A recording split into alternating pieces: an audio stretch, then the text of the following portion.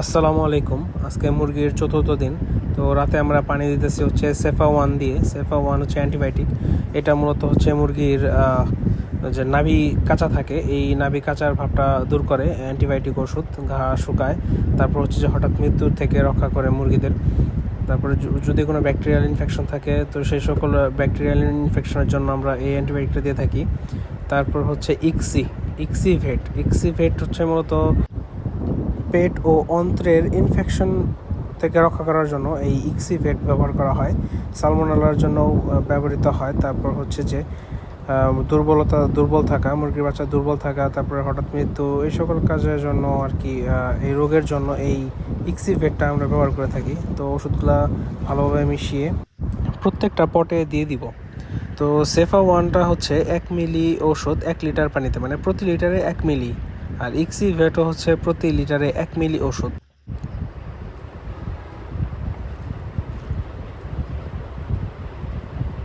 প্রত্যেকটা পট আমরা আগে ভালো করে ধুয়ে নিছি, পানি দিয়ে ধুয়ে নেওয়ার পর হচ্ছে যে পানি দিয়ে ওষুধ মেশানো পানি দিয়ে আবার পটগুলো ভরে দিতেছি।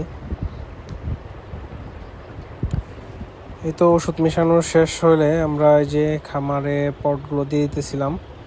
পানি অনেকক্ষণ ধরে না খাওয়া ছিল মুরগিগুলা, তো পানির পট দেওয়ার সাথে সাথে তারা পানি খাওয়া শুরু করছিল।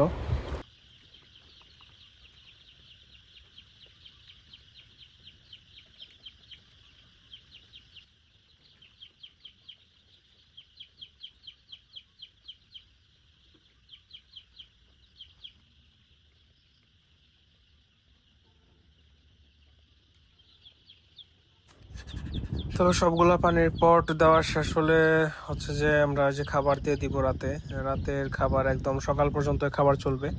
তো এটা হচ্ছে, এখন তো বাচ্চা ছোট, তাই গুঁড়া খাবার মানে খাওয়ানো হচ্ছে। আমরা আস্থা ফিড খাওয়াই।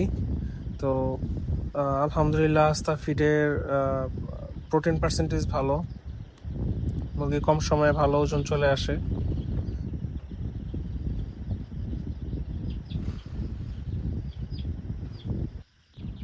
আলহামদুলিল্লাহ খামারের এখন রাতের কাজ শেষ, খাবার পানি দেওয়া কমপ্লিট।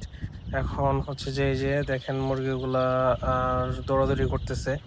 ব্রোডারের নিচে আছে, ব্রোডার থেকে হচ্ছে যে একটু আলো লাইট দেওয়া আছে, তো এর জন্য গরম গরম ভাব হয়। তো আলহামদুলিল্লাহ, সবাই আমাদের জন্য দোয়া করবেন, আমাদের খামারের জন্য দোয়া করবেন। আসসালামু আলাইকুম।